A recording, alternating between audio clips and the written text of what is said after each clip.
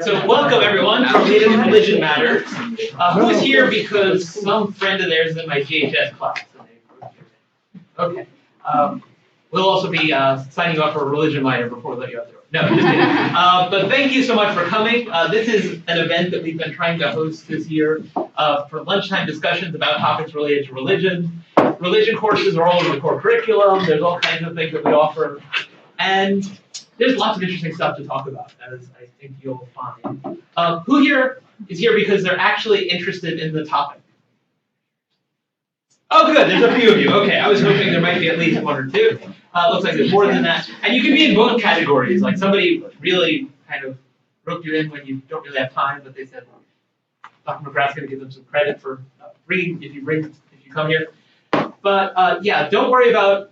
Yeah, I'll try and indicate to those who have their backs to the screen whether there's something up there that's really worth looking at. Otherwise, just feel free to eat and think. I'll stay here, not least because there are no seats left, right? And so that's a good reason. But I was slated to lead the discussion today, and you may be wondering why.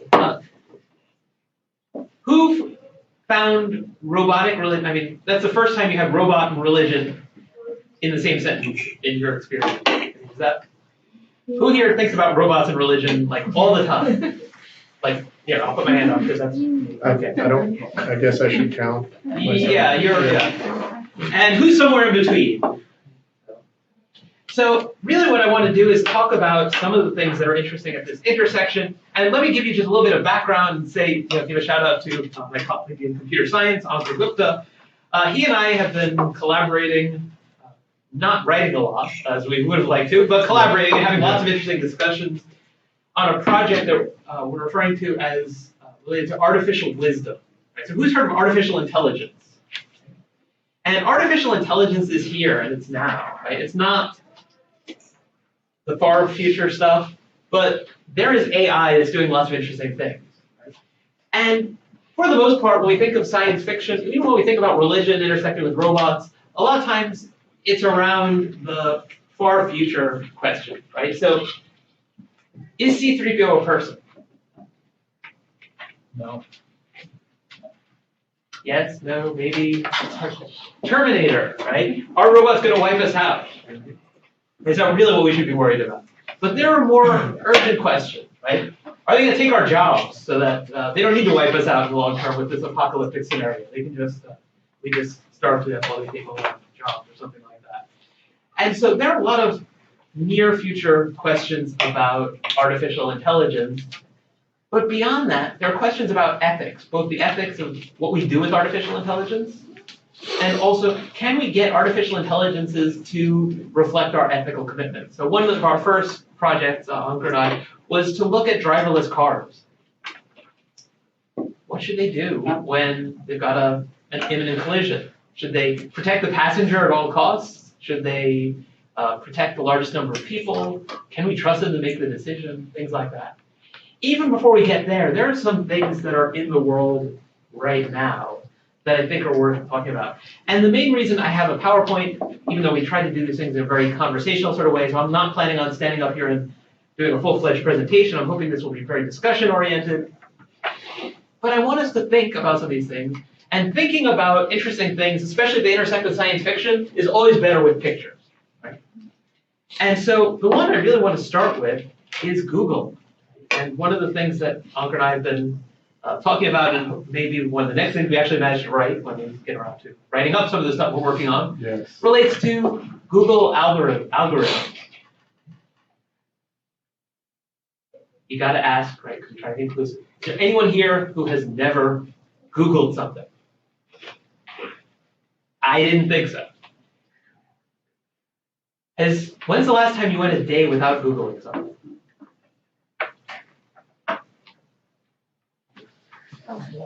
It's been a while, probably.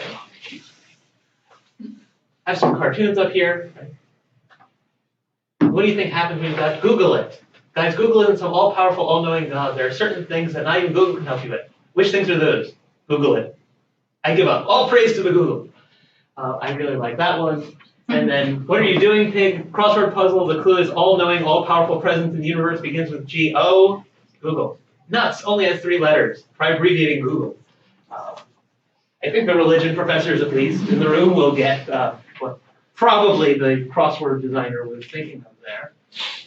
But I think thinking about all-knowing Google, who's ever heard the phrase like all-knowing Google before the cartoon? Anyone or just me? No? Okay. I must hang out in very different circles than you do. But came across this. There's a tweet from somebody who was said they've been blessed by the algorithm. One of the interesting things, so we're a religious studies program. We do have some people who engage in theology, who do things as part of a religious community or a religious group, a denomination, a religious tradition, something like that. But for the most part, what happens at Butler in our department is we study religion. And so we're not so much looking at this in order to say what should be the Jewish or the Christian, the Muslim or the Hindu approach to algorithms or to robots or things like that. But what are these religious groups doing, and how do these things intersect in interesting ways? And one of the things that people study, if they are looking at contemporary religion, is that there's a decline in, well, there's a decline in a lot of things, including things like church attendance, stuff like that, but there's a decline in respect for, confidence in the authority of clergy. So people like priests, ministers. When's the last time somebody that you know, doesn't have to be you, asked somebody who's in the clergy, somebody who's ordained in a particular denomination, for advice on something? May have been a while, may have been today. You know, we have somebody who sits in Starbucks for that very reason on campus. So it varies. But what are the kinds of things that historically people have asked advice about from clergy? When do people talk to a priest or a rabbi or a pastor? What are some of the classic things? When they're dealing with something difficult. Dealing with something difficult. When they feel that they need to confess something. Need to confess something. Marriage. Yeah, marriage. Right. Thinking about getting married. Thinking about getting unmarried, hoping to stay married, but trying to figure out how to make things work. Am I right that people Google all of those things nowadays? People go online looking for relationship advice. People go online to confess, sometimes anonymously, sometimes under their name, sometimes because they made the mistake of holding an Ask Me Anything on Reddit and some awkward questions were asked, whatever the situation is. And so there's some interesting intersection. Right? People are turning to Google more often than they're turning to clergy. Would that be true in your experience? I mean, most people if they have a problem, are they going to go look for an ordained minister, or are they going to Google it, as per the cartoon, which of course I think. And so I think there's some interesting things to think about there, because Google does get treated as this repository of all the answers. And yet, what is Google?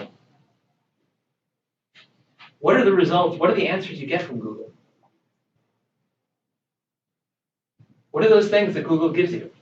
Is it usually something that Google itself came up with as an entity? What is it giving you? Keywords. Okay, well, you're typing in keywords, and then it's giving you stuff based on those keywords, and that's essentially how it works. It's giving you internet, web pages, it's giving you blogs, it's giving you articles, and so it's giving you stuff that people have produced, and Google's really the mediator. So it is kind of like the, some concepts of the priesthood, right? The answers are coming usually from human beings. There are lots of things that are happening related to apps and other things. I'm going to verge into some sci-fi and future stuff, and then we'll get back to the present day. In an article in Psychology Today, found a rabbi who talked about the fact that people are turning to priests and ministers more frequently than they turn to clergy. I spoke at a seminary not that long ago, and for those of you who are Star Trek fans, you may get this. If not, don't worry about it. But there's this holographic doctor on Voyager who would, they didn't have an actual doctor, and so they had this emergency hologram. But one question is, we have increasing diversity in our society. There isn't always a staff person on call at hospitals or on campuses. Right? We don't always have clergy readily available. would making some kind of digital assistant for less serious problems available be helpful? Back in September, there was an article where a nun suggested that given all of the cases of abuse in the Catholic Church, should move towards having ordained robots because they don't get up to mischief. They don't have problems with celibacy. There's all kinds of reasons why one might move in that direction. And so this is not just me with my weird sci-fi interest. I do have weird sci-fi interest. The students who are in my classes know that. And some of them are surprised I didn't dress in some kind of Star Trek uniform to talk about this subject. But I want us to mostly focus on this stuff that's real world or very near future. But there are thoughts about the question of whether robots might do a better job at some things than humans. And that's really where I want us to focus. So this is an actual robot. They called it Bless You 2. Whether that's a good name for it or not, I don't know. But it is a real thing. It was designed in Germany, and since we have someone here who might appreciate this, we do have the opportunity to. Herzlich willkommen. Möchten Sie von einer weiblichen oder einer männlichen Stimme gesegnet werden? Gerne. Welchen Sinn brauchen Sie?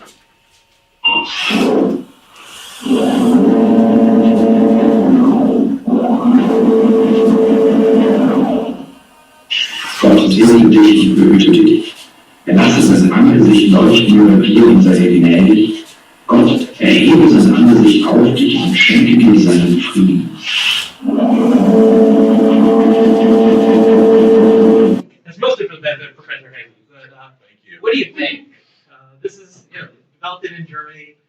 In Wittenberg, no Yes, less. in Wittenberg, right? Martin Luther's church. So hints there that there could be new reformations in the work featuring robots. What things is it okay to automate? What things does it make sense to automate in a religion? And what things doesn't it? There are things that people freak out when we talk about automating them, right? Who, at least, is a little bit nervous about the prospect of driverless cars. Who's even more nervous about driverless semis, 18-wheelers? Like, ooh, that one's heavy. And yet, who here has anti-lock brake systems and automatic parking things and alerts that actually automate some of that, right? So we go some of the way. How far is that a little bit too far? I'll let Dr. Heggie say a little bit more about the German speaking, the blessing that he, and maybe he alone and I received in this room. Yeah. It's the Aaronic blessing from the Hebrew Bible. That's what it is. But the robot even do the thing. But it lights Ron's up, position. right? Yeah. I can bless you from now till the end of time. My hands will never illuminate in that way, right? So there's something cool there. But how much of it is gimmick and how much of it is actually going to convey a meaningful religious experience? The Church of England has been working to make sure that Alexa has the skills to answer religious questions. And there's some interesting things there. The Catholic Church has developed not just an app, but a device that will pray the rosary. And in my religion and science fiction class, I actually got students to talk about this. If you want to be prayed for, if you think that's a good thing, especially during exam time, right? So this is a relevant topic right about now. Why not just have an app that prays for you? Would that be meaningful? I actually got students to ask Siri to pray for them, and we may try that out if there's interest and time. This is not just happening in Christian tradition. There is a temple in Japan where there's a robot priest.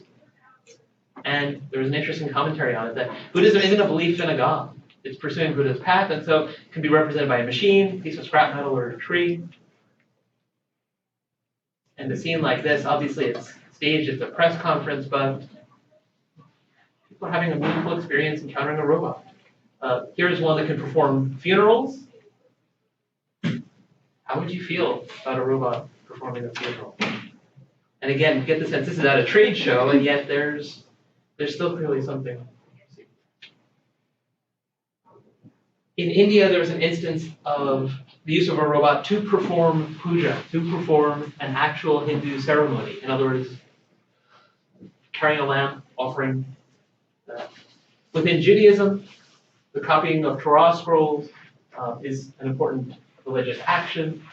Getting them precisely right is important. If you make a mistake, you essentially, at least start over with the sheet if it's a separable sheet. In the case of a lot of scrolls, they've been pre-assembled. They should get more precise, but does it make sense to do that? Also want to just draw to your attention some apps that exist. This one,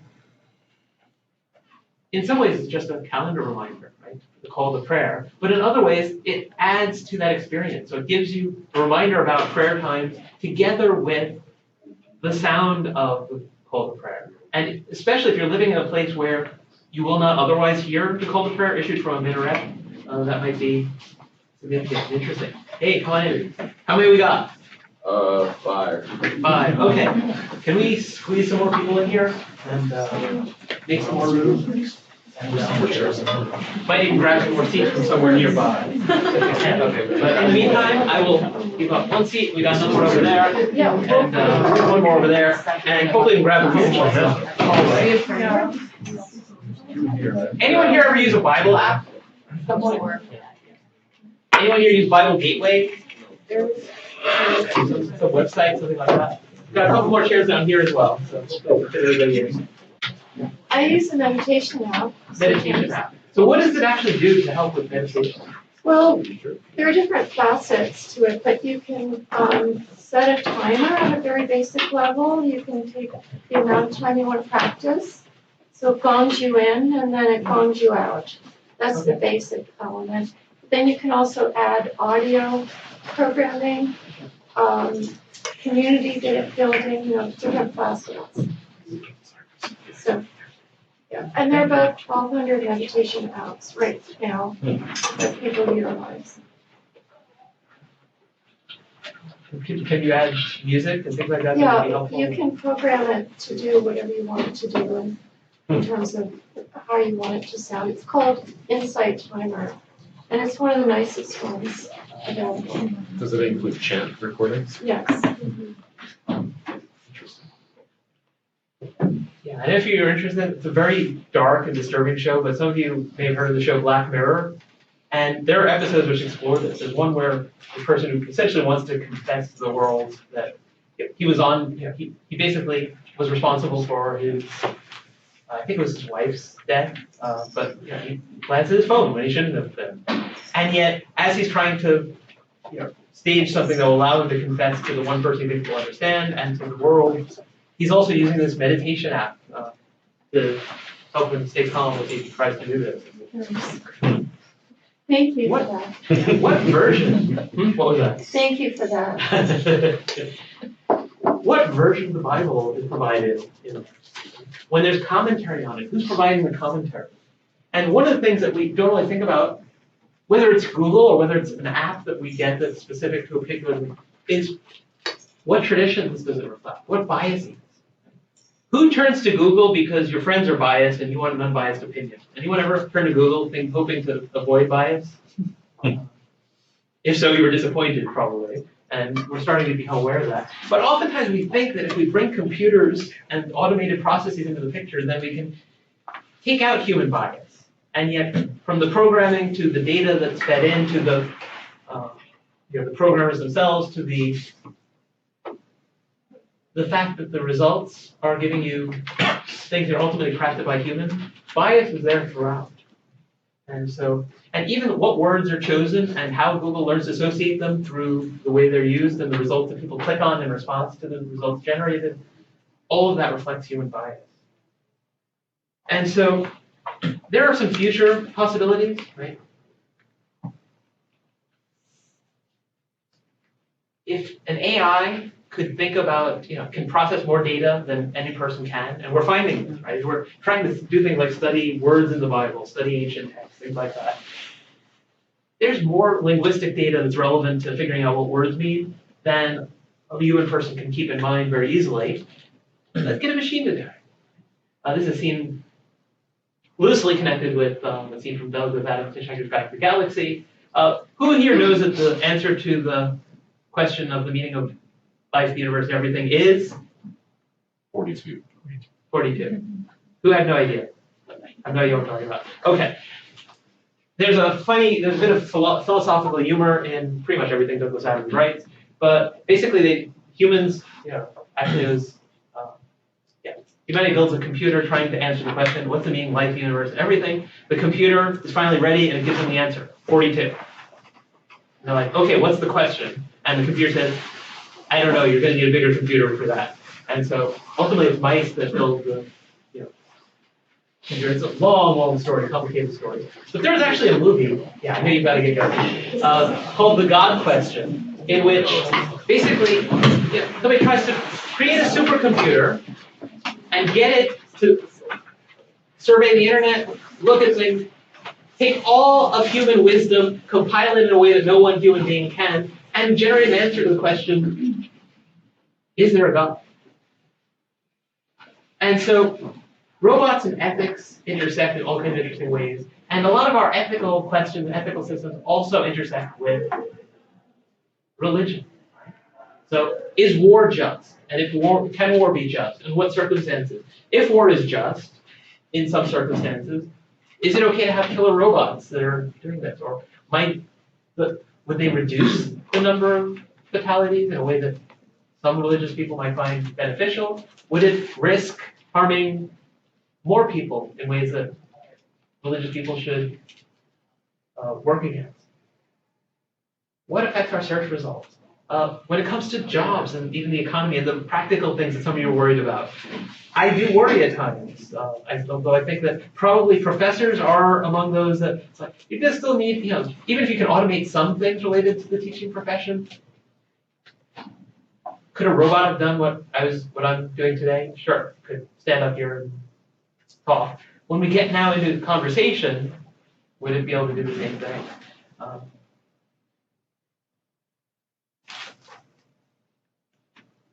There are all these intersections that I think are just fascinating, and I'm going to try and stop there rather than keep talking, just because I want this to really lead into the discussion for the remaining time. But people are increasingly turning to technology for assistance with things related to religion, even for things that traditionally religion provided. And maybe the last one to end on when we think about technology is the internet itself, right? And social media and things like Facebook and just the interconnectedness that we have. For many of your professors, one of the things that's most puzzling is the fact that a lot of you came to campus less concerned about making friends than was true when we came to college, because you brought all your friends from home with you. Right? Who stays in touch with at least one person back home regularly? I will not go into a boring story about the technology back when we were, you actually had to find a phone that was connected to a wall, right? Like that spirally thing and dial and stuff like that. But this interconnectedness is actually changing religious communities. And it impacts some places where churches are on the decline as people find community online, but it's also having other kinds of impacts as well. And I want to close with a group that I work on. There's a group called the Mandayans that some of you have heard me talk about. They're a very small religious group in danger of extinction, scattered increasingly to different places, not their historic homeland. And small communities like that have historically been in danger of disappearing when they get scattered in that way. Young people in those communities are connecting and making a bigger community online. And it seems to be having an effect of helping them preserve their identity. Even when there isn't that critical mass in one place, help them preserve that identity. And so in all kinds of ways, technology is currently changing what we're going to do when it comes to religion. And so on that note, I really want to move to discussion. I do think it's interesting to ask, could a machine have a soul? Could it be a person? Could it have rights? But in the short term, the question of, is Google a reliable source of information about religion? What apps are out there? What do they do? Are they meaningful? Should you be asking Siri to pray for you? And if so, what would happen? Is prayer something that you could automate? Your answer to that question will tell you some important things about your religious assumptions that you might not even realize you have. And so I really want to throw this open to ask you, first of all, what are some of the interesting technologies you come across at the intersection of religion and technology? And then how do you think actually taking a close look at them, thinking in a critical way, not in a critical as in criticizing way, but in a close examination kind of way, we might actually learn some things about both technology and religion that could be really interesting. So what are some of the things you've come across? Yeah, Cam. I actually remember you mentioned it, but the fact that there are robotic priests, Mhm. I thought that was pretty interesting. As well, while I don't go attend church as much, I remember growing up, whenever I had a different priest, they would always do something unique that was memorable or not memorable about how they would lead the mass. So I feel like it'd be interesting to see how a robot would do it, whether they would all follow the exact same program, where they would, have something individual or unique about it. Yeah, and if there's a liturgy, then why not? Isn't that kind of, low church people will say, it seems kind of robotic to them anyway, right? Who thinks that a robot priest just wouldn't get, regardless of whether you're religious, whether priests are part of your tradition or not, who thinks that robot priests would actually be, just wouldn't seem quite right for some reason?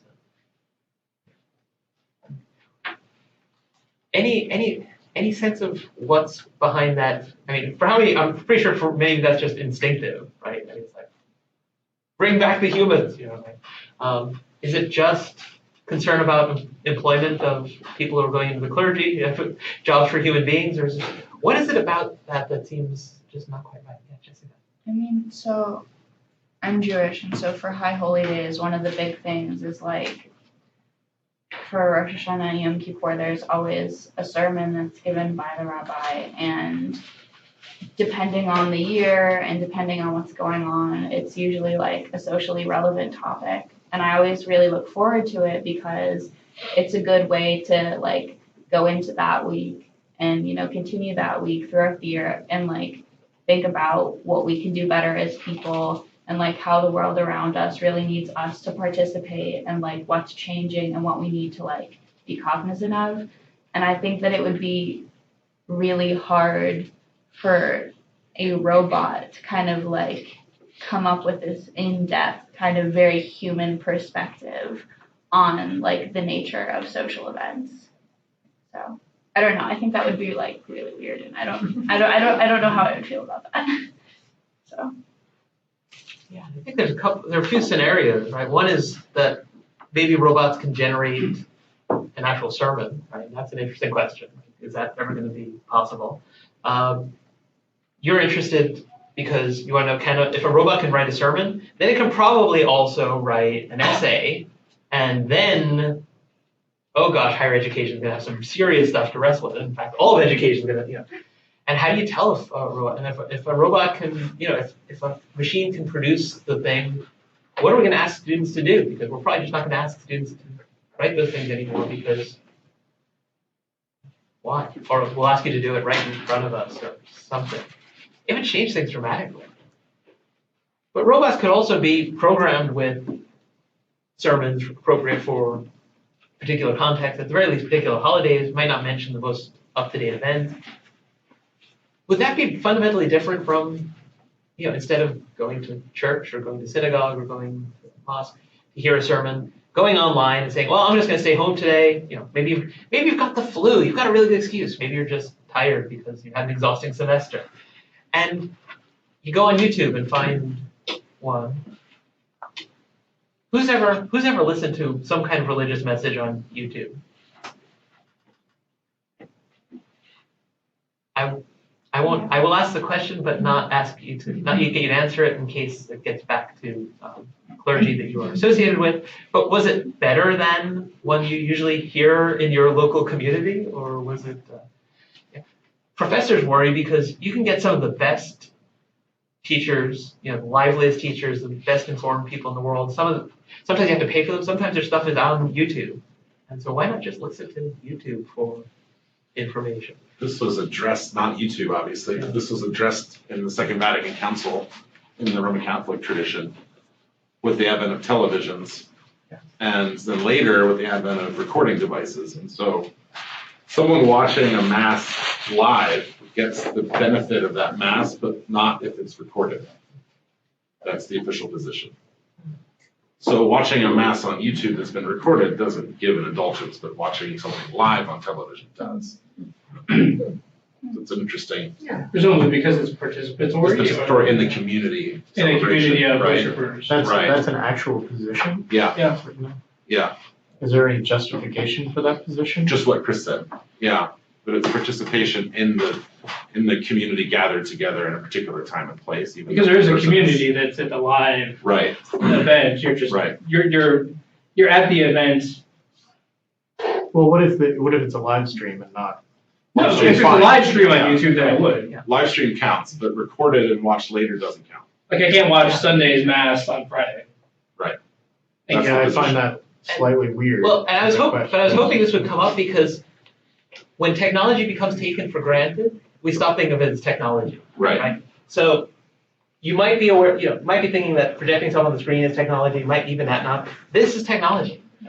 Producing paper, printing, right? All these kinds of things, producing books. Right? Professor Hellman mentioned that his class I think got up to Hebrews today, and Hebrews, is it a letter or is it a sermon? It's a letter that looks a lot like a sermon. Maybe it's a better class than that. That's technology mediating somebody else's sermon, not preached in your presence, to you. It's just really, really old, and so we think of it very differently. But if we get these things through texts, and they're repeated over and over again, and people continue to find them new, why not recordings? Why not robots that at least do the hand motions, right? right. Well, I was thinking earlier about Tibetan prayer wheels. It's an analog version of a prayer app, right? It's the winds or the stream or the hands praying for the person. And those are ancient.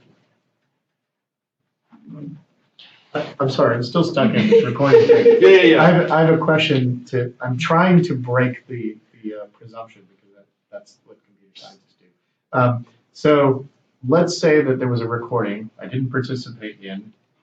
So I'm watching it not live. But then I call 14 people to all watch it with me. Yeah. Does that still doesn't count? Because it's the But now I'm connection with the participating in a priest different particular. community. Oh, I in the see. I have to Catholic tradition. participate with that particular Right. person. So I could have 400 people in a room watching a recorded mass, but it's not happening now. So if it doesn't help, why record it? So that's the issue. Well, it doesn't hurt, but it's not the particular indulgence of Oh, I being see. present for mass. It Right? could also have to do with sacred time, right? Like wanting to say that I think this partly. particular ritual has to take place at this particular time. I would imagine, I'm just trying Maybe, to imagine yeah. what some of the arguments could be. So that you might get content from a recording that is valuable, but you Right. don't go through the other ritual But steps. But the that sort are of harmful. grace of the event is not. It doesn't linger in the recording. Yeah. I mean, it's I'm very willing to buy interesting. I'm willing to buy the timing question. Yeah, I'm not an It's expert ephemeral on in the this. same way that Right. the experience in person is ephemeral. Right. Go ahead. So you mean, I was gonna tie it back to the robotic priest part, because in the Catholic tradition, because I'm Catholic, it's like you're supposed to be with that incarnation of God. So the priest is your connection to God. So if it's a robot, it's man-made, so it's not a godly creation. And that's part of why so many people are instinctually against, I think, the robot priest concept. I don't know how it is in other religions, but I think that's the main part, because it's about the connection to the higher power. and I think on the one hand, I think it's really worth asking the question, what's the rationale for saying that a human being can mediate this, especially when I've known a lot of human beings. Not all of them mediate a positive experience, never mind a religious one. But what is it about being made by humans?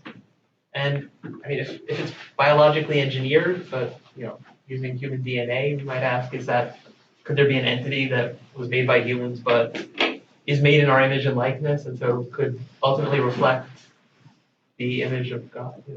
And the answer might be no, obviously, but I think asking the question helps us, if nothing else, helps us realize, you know what? I just realized what it is that I assume is the value of religious activity, or going to church, or mass, or of priesthood, or whatever else it might be. Yeah. So if you ask like that, what about like with clones? How they obviously scientists have been able to clone mice and I believe sheep as well. I wouldn't be surprised if they've already been able to clone humans and just haven't said it publicly. But if and one day you do get to that point, does that still count, or is that? I can actually tell you there are, in fact, human clones. Human beings with identical DNA to one another, living among us, right at this very time. They're identical twins. Identical twins, yeah. Which is essentially the same thing. And They're still not identical though, in the same way that a clone would be. I'm sorry. Well, Scientists- this- scientists works with me. Well, whether they will, until we try, we don't know if the same kinds of differences would be there, but Yeah. they would be based on the same DNA, which is the Yeah. thing that identical twins have in common. And of course, in that case, created by the same fertilized ovum, which again provides a real world. You don't even sometimes sci-fi helps you think about things that you can't think about another. Here we've got a real world thing. Identical twins, one soul or two, right? Helps you figure out whether you've got you think there's a soul that enters a conception or not. Right? But if identical twins could both be ordained and equally give you blessing, can only give you half a blessing? Probably not. Yeah, we don't think that way about identical twins, right? They're just people. Unless we tamper with the DNA of the person who we're cloning, then it'd probably be every bit. It'd just be twins that came along later, which is kind of unusual compared to anything we're familiar with. But yeah. Thank you. Thank you. So sorry that if you're disappointed that I didn't actually unveil a secret there. Yeah, cloning. Yeah, Margaret. So it seems that a lot of the world traditions have this premise that human beings are fundamentally flawed and have to be,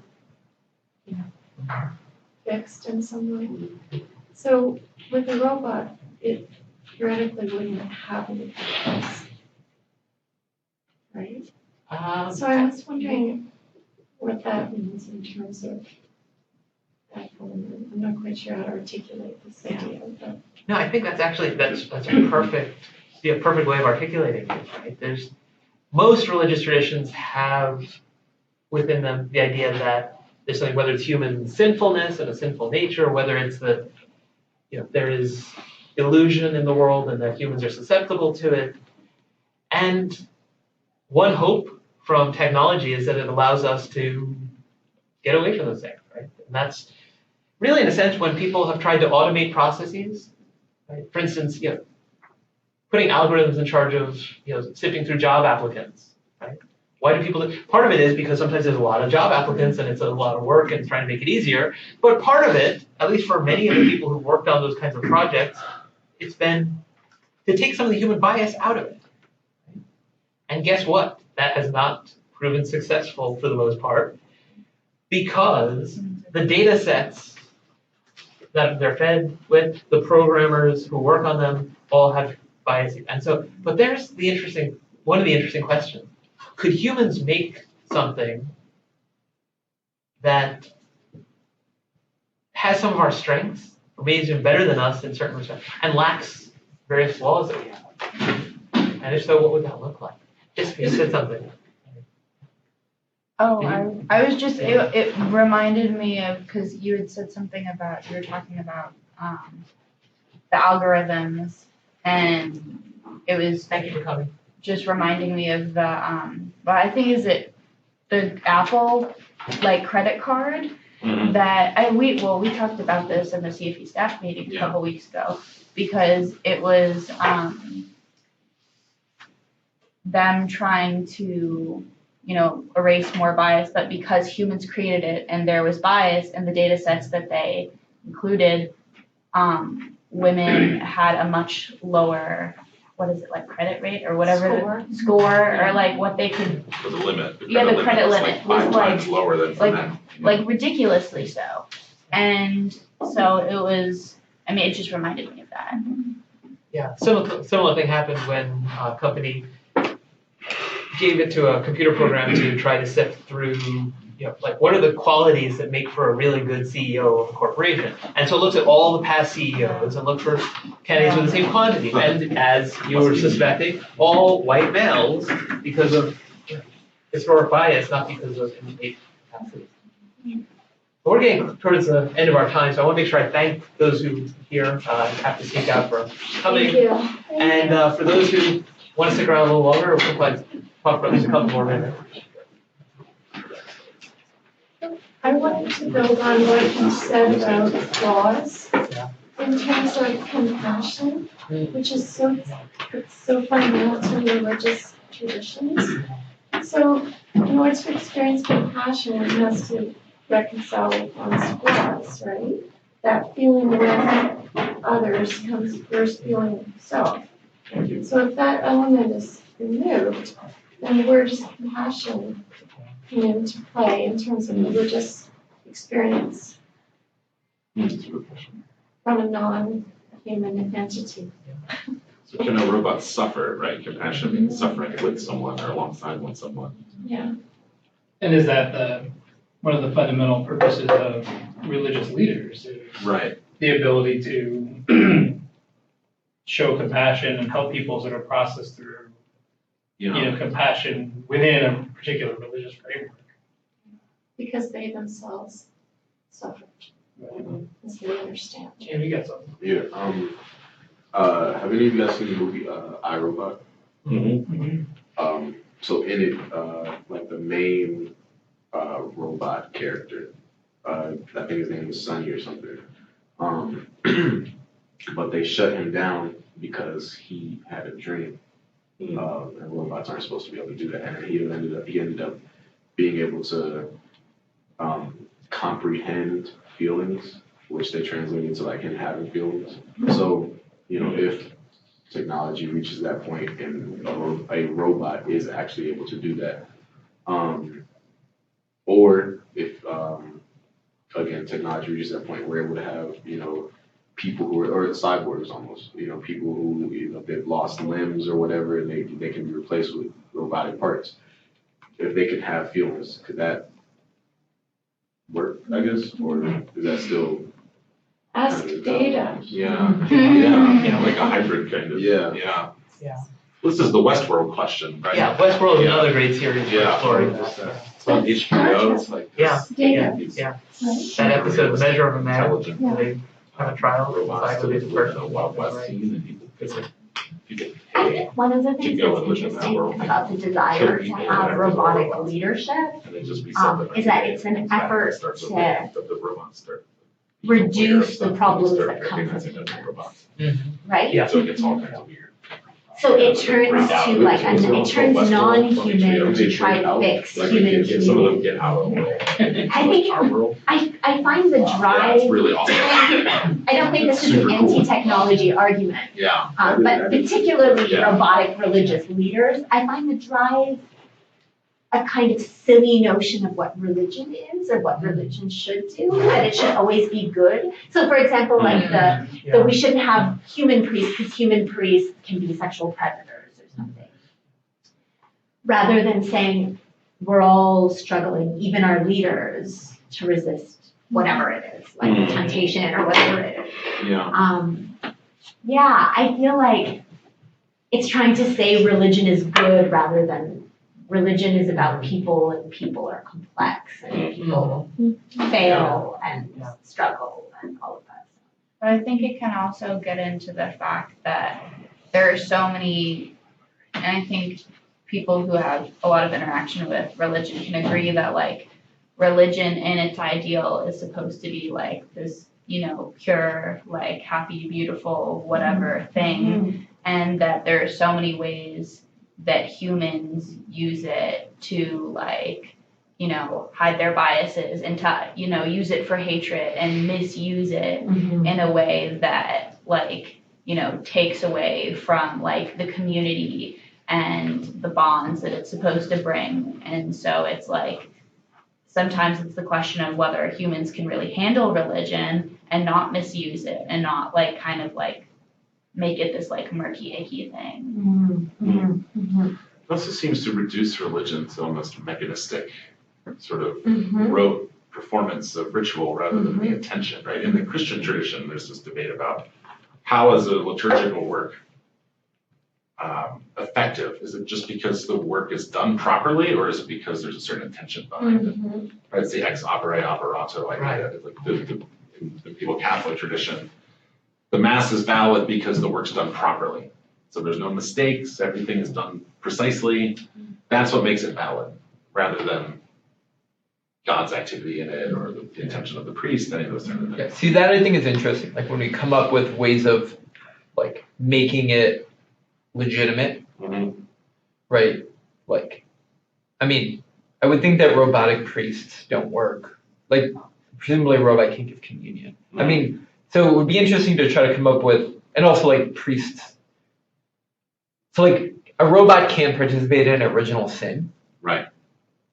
So that might be a problem. Right. Isn't that a plus for them? But they can't be saved. No, they Right, can't be yeah. saved. I mean, what does redemption of a robot look like? Exactly. Right? So, but then how do you make the argument in favor of it? You'd have to say that, well, the things that humans create also receive original sin. Like coming up with, like, I'm not saying, I'm not weighing in on that argument. Yeah. But, like. Yeah, well, so the bot on Twitter that started spewing racist stuff because it was learning from everybody else on Twitter. Yes. I mean, does it have original sin or does it just, I mean, there's a great exploration of sinfulness. Of course, it or depends you what just you mean by pick it that up from those concept, around right? you. Which is or- very complicated, like you said. Yeah. And also, there's no way in hell that Torah is kosher, right? You can't write it with a robot. I would imagine most Jewish scholars would not be down with No way in hell. it. Right, right. But then the point being that clearly there's more to the significance of writing this role than just the precision of copying, right? Or the precision of performing the liturgy. Right. And yet, coming back to Nermeen's point, the liturgy is probably there to keep people from screwing up and going rogue and doing their own things and at least give some conformity to what happens and things like that. Well, I mean, it's the Torah copying. I mean, there's a reason why Torah scrolls aren't mass produced in factories, right? It's precisely because of that. And it has to be written. Right. It's not Element, right? It has to be written. It can't be printed by a machine to be kosher, right? Right.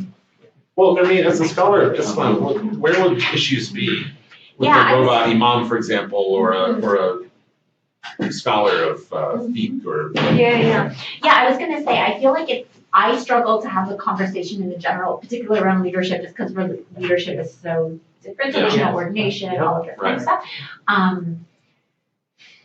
So the thing I keep thinking about is the recording of the recitation of the Quran. That doesn't happen until the 1960s, the audio recording. So that's not of a particular status category, because like of an imam, but that's a crucial way of experiencing revelation is auditorially. And I'm down with that. And so I was thinking about how you're saying certain technologies you start to think not about the technology, but I'm not aware of any debates saying it shouldn't happen. The audio recording. Yeah, it of doesn't the seem like this recitation. is quite the same issue in Islam, No. really. I mean, there's the call to has- prayer yeah. is always recorded in a lot of places. In a lot of right? places. Not everywhere, obviously, Yeah. and that's totally fine. So having a robot lead prayer would not be a real issue, right? No, I think you would end up with think somebody so? saying leading prayer. I also think that robots raises a whole bunch of stuff about gender too, like the gender of robots. Oh, right. Right? I'm just, Yeah. I don't know if somebody That's leading a fascinating. prayer, like how the scholars have or would debate leading a Yeah. prayer. No, there would be a problem. There would be a problem because congregation is a really important thing and presence of the community in a particular space is an important thing. I can't imagine that there would be. And also, for example, questions about who should lead prayer, they're contextual, right? So like when you're in somebody's home, typically the owner of the home leads the prayer, unless a guest is more knowledgeable. So there's all of I this stuff see. about who leads prayer. I So see. does the robot automatically become more knowledgeable? Yeah. I don't know. Yeah. So there's never been a case where there's been a recorded prayer that people will listen Not to. a prayer, an actual salat is different than, say, Right. a supplication. Actual I'm salat. talking about Salah. Yeah. You haven't heard of anything like that? Or No. just like hit a button and No. then, No, you would have a recording piped into another space Mhm. possibly, but that would still be via a human human being, being. right, a human male. Yeah. And Usually, yeah. yeah. Yeah, usually. I'm not making the case for, either ordaining robots or, robots leading prayer or anything of that sort. I think that even just the act of asking the question brings to the fore certain things about what these things mean to us personally and or in our own conception of the meaningfulness of religion, even if we're looking at it as an outsider, right? I mean, because we can look at a tradition that's not our own and say, I don't think they'd go for that because, and so, It's fascinating. yeah. Well, I would easily see this taking off in Shinto shrines. Because in Shinto, as far as I understand it, it's all about the correct performance of the ritual. And that can be done just as easily by a robot as by a person, probably better. Right? So I don't see anything in Shinto, for example, that would be against this. That's the only one I'm thinking of that would be, yeah, of course, let's do it. Like, what about things like ritual purity too, right? Like the person who does the prayer has to be ritually pure. Right. What does that look like in a non-human machine? Yeah, Baptists are gonna have a real problem because they're, it's like. You can't throw a robot in the water. If the robot hasn't been baptized by Right. full immersion, then so. Of Right. course, waterproofing is getting better, so that may not be an issue. What about apostolic succession? Yeah. I feel like that actually doesn't create a problem. That could be okay as long Yeah. as like the first one that's ordained is ordained by somebody in the succession, and that robot could ordain anybody else. Yes, Right. it doesn't have to be a robot. Right. Thank you.